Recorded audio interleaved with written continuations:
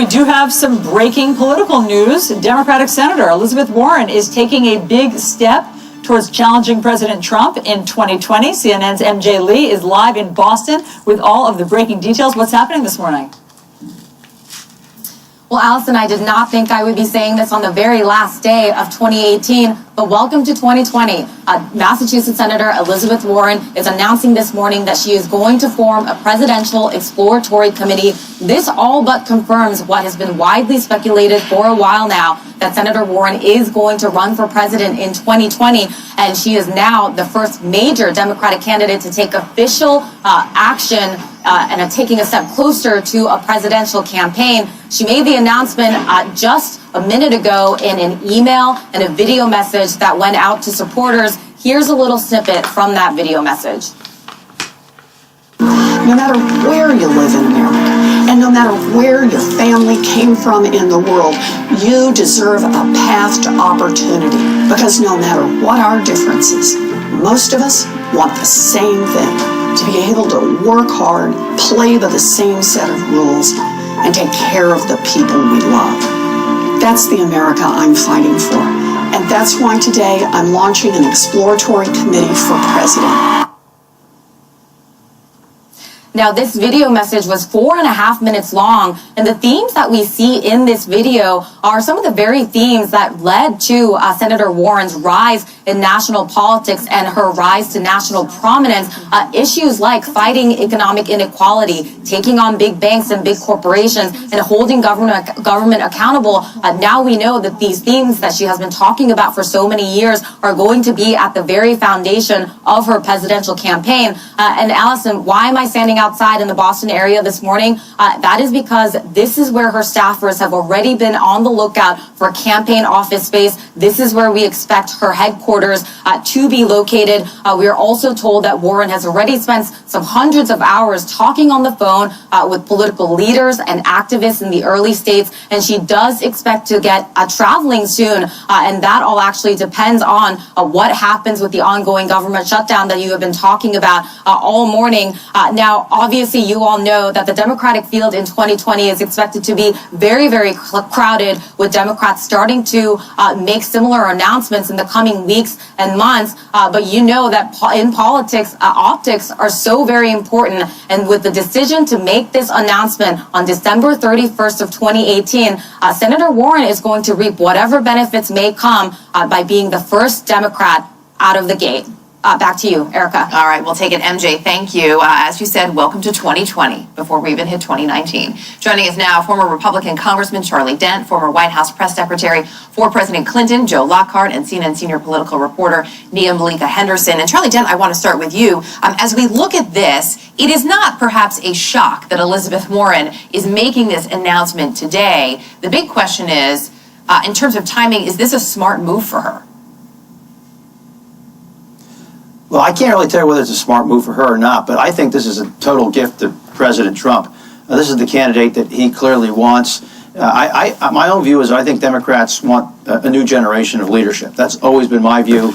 They're looking at somebody like a Kamala Harris or Beto O'Rourke or Cory Booker. I think that's where they want to go. But Elizabeth Warren also brings other baggage to the table as well. I've been critical of my own party at times for some of these nativist, isolationist, protectionist inclinations or social intolerance. But Elizabeth Warren brings to the table all the things that I think much of red state America dislikes. This war with industrial and agricultural America that too many Democrats are engaged with. I mean, she's very clear. She doesn't like the financial services industry. She doesn't like the pharmaceutical industry. She doesn't like the insurance industry. She doesn't like any of these industries where a lot of, frankly, my former constituents worked. And I think this is going to be a very big problem for Democrats if they nominate someone like her. There are going to be a lot of Trump-leery Republicans and independents, who are looking for an alternative. They'll just say, but I can't do that. So I think this is a gift to Donald Trump. Joe Lockhart, is that her biggest baggage, or is it something bigger? Not only the DNA video, which I think we can say did not land the way she wanted it to, but also the way she can get kind of scrappy with Donald Trump. It doesn't always work for her. Yeah, listen, I think I agree with Charlie in the idea that I think Democrats are looking for a fresh face. When you're out of office, I think people are less interested in ideological purity and more interested in is who can beat the guy in there. That's exponentially more important now with Donald Trump. You can't overestimate how much Democrats despise Donald Trump, what he stands for, who he is, and what he's done. So I think if you look at the initial skirmishing, and again, we're not starting earlier than anyone else started. This is right on time. There's candidates already in. There's a whole line of them getting ready to get in. But in the initial skirmishing, my biggest fear was this was going to somehow become an ideological purity test. And I think, with Elizabeth Warren and with Bernie Sanders, there hasn't been the enthusiasm that you might expect. Mm-hmm. And you look at, someone like Beto O'Rourke, who hasn't even decided if he's getting in, look at the viral ad he put out. There's real excitement around that. So I think the biggest thing is you look at the midterms, people want fresh faces, they want women, they want people of color. The second thing is the big unknown in this race is Joe Biden. If he gets in, it changes the dynamic of the race. He's none of those things, by the way, that you just ticked off. Yeah, no, exactly. He's none of those things, but there is a reservoir of goodwill for Joe Biden in the party that no one else has, and a sense that he can do the job from day one. If he gets out of the race, it is a free-for-all, but I do think it doesn't favor the people who we've been talking about for a long time. As we look at, you bring up Joe Biden, so CNN's Iowa polling of likely caucus goers, you look at where Joe Biden sits, he is at the top of the heap there, with 32% of respondents, likely caucus goers, saying, yes, he's our first choice. Nia, as we look at this, and everything that we've gamed out so far, again, not a shock that Elizabeth Warren is making this announcement, but there is some surprise to the timing. And how much of that, Nia, is her trying to get out ahead of the rest of the folks to try to make a little noise? I think that's everything. I think Joe is also right that if you look back at past announcements, they're about now.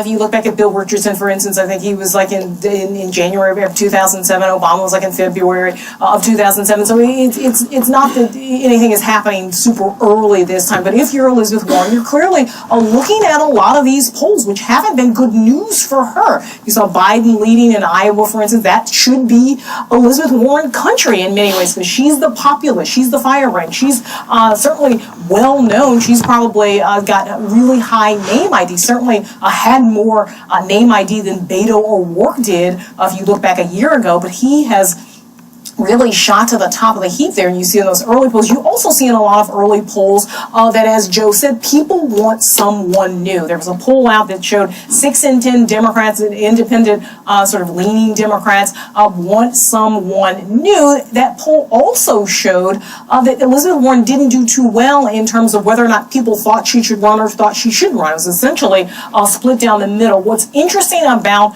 this ad that she's put out, this video, the way she's doing it with the Twitter and a video, sort of a social media push. Also, if you look at the people in that ad, right? She knows that the Democratic Party is essentially a rainbow coalition. She's there apparently marching in what looks like an LGBT parade or something like that. Lots of black and brown faces, particularly black women in that ad. That is the path to the Democratic nomination that we've seen. Obama obviously chart in 2008.